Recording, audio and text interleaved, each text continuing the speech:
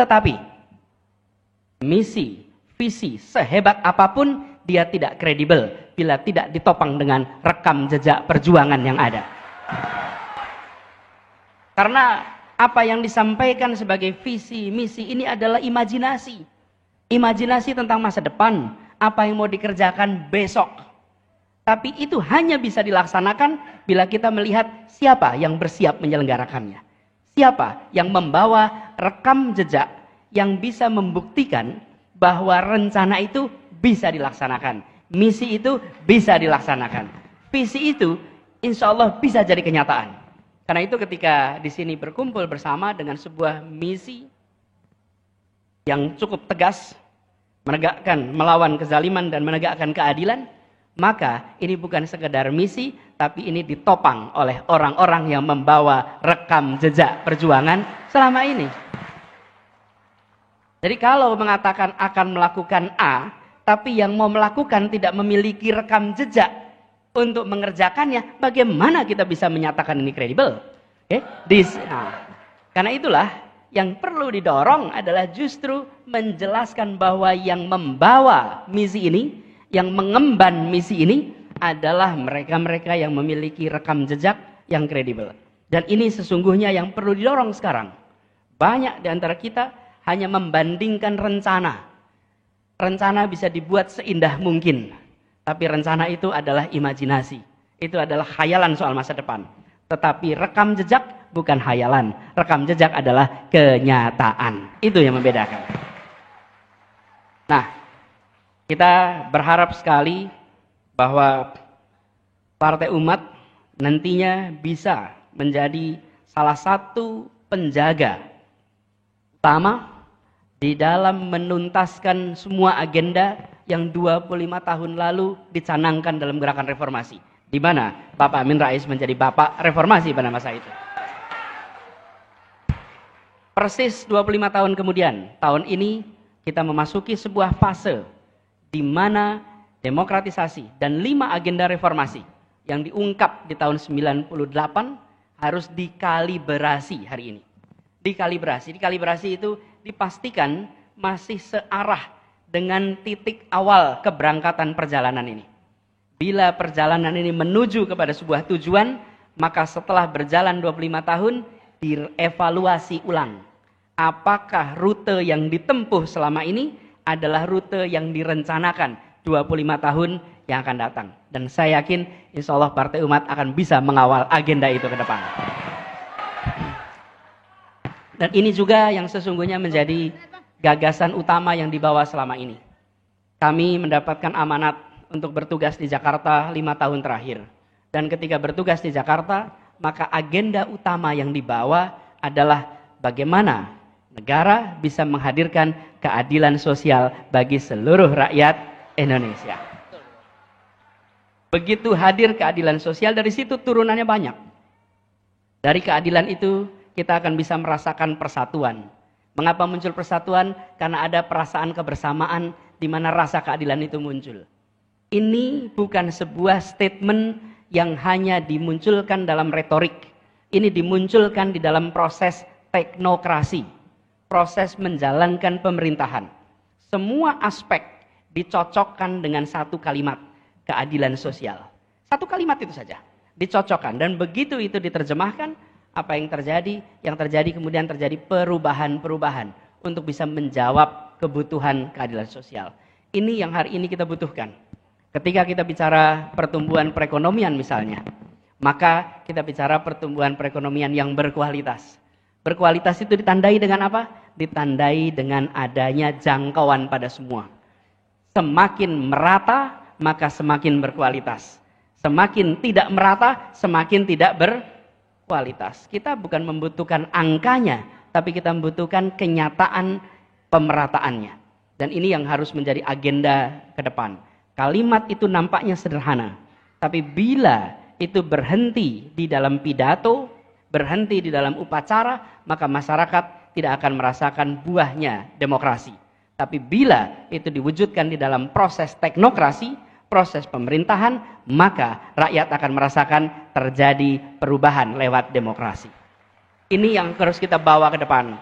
Dan kita menyaksikan bahwa perjalanan selama beberapa dekade ini, arah dari kebijakan kita seringkali tidak menempatkan prinsip keadilan sosial sebagai prinsip prioritas di dalam pengambilan keputusan. Di sektor apapun, kalau kita perhatikan, keadilan sosial tidak menjadi prioritas utama. Dia diungkapkan, dia dikatakan, tapi dia tidak dijadikan praktek keseharian. Ini yang sudah harus menjadi agenda ke depan. Jadi, membaca moto Partai Umat, saya menyaksikan insya Allah perjuangan dari mereka-mereka yang punya rekam jejak ini akan mempercepat hadirnya keadilan di Indonesia. Dan ini juga yang kemudian menjadi PR bagi semuanya. Bahwa kita ingin ada kesetaraan kesempatan. Kesetaraan di muka hukum. Memastikan bahwa di Republik ini semua setara. Itulah sebabnya kita berharap sekali perjuangan ini akan bisa direspon oleh masyarakat. Kami yakin kalau melihat suasana yang ada sekarang di luar, suasana di luar adalah suasana yang menginginkan perubahan untuk hadirnya keadilan. Ini suasananya. Tapi suasana ini harus direspon dengan benar, direspon dengan baik, supaya kita bisa mengawal agenda itu menjadi kenyataan. Tantangan tidak kecil, tapi kita tidak boleh cengeng. Kita tidak boleh berharap tidak ada tantangan. Di dalam sejarah perjuangan selalu ada tantangan. Tidak ada perjuangan yang tanpa tantangan. Akan selalu ada. Justru penting sekali dari kita dari awal menyadari ketika perjalanan itu mendaki, maka dia akan membutuhkan energi yang ekstra. Ketika jalanan itu berliku, maka kita tahu akan banyak rintangan di tengahnya. Tapi kalau kita mau pilih jalan yang nyaman, jalan yang menghemat energi, pilih jalan turun dan mendatar. Tapi jalan turun dan mendatar tidak mengantarkan kemana-mana. Perjalanan mendaki itu mengantarkan kepada puncak-puncak baru keberhasilan semuanya. Jadi kalau di Partai Umat ini banyak tantangannya, artinya sedang jalan mendaki, Pak. Kalau jalannya itu menurun, itu santai, nggak ada tantangan, Pak. Kalau santai, ringan gitu, ini berarti jalan lagi turun. Jalan turun itu tidak kemana-mana. Tapi kalau lagi mendaki, yakinlah walaupun gelap, ini akan sampai kepada puncak-puncak baru. Bapak sekalian yang saya hormati, kita berharap hadirnya Partai Umat juga menjawab tantangan-tantangan perubahan ke depan. Ketika kita memperhatikan tantangan ke depan, maka umat, Partai Umat yang membawa nama umat, kita harus menjawab perubahan zaman. Umat Islam bukan saja menjawab tantangan yang dihadapi oleh umat Islam, tapi harus bisa menjawab dan memberikan jawaban atas tantangan yang dihadapi umat manusia. Umat Islam harus menawarkan jawaban bagi tantangan yang dihadapi oleh umat manusia. Kebanyakan kita menghabiskan energi hanya memikirkan bagaimana menjawab tantangan umat Islam. Itu penting dan tidak dilupakan. Tapi kita harus perluas, apalagi dengan ada Partai Umat ini. Artinya mewakili sebuah komponen penting. Tantangan luar biasa. Ada tantangan objektif umat manusia. Mulai dari climate change. Perpindahan penduduk dari desa ke kota. Masalah hunian. Berbicara lagi perkembangan teknologi. Ada artificial intelligence.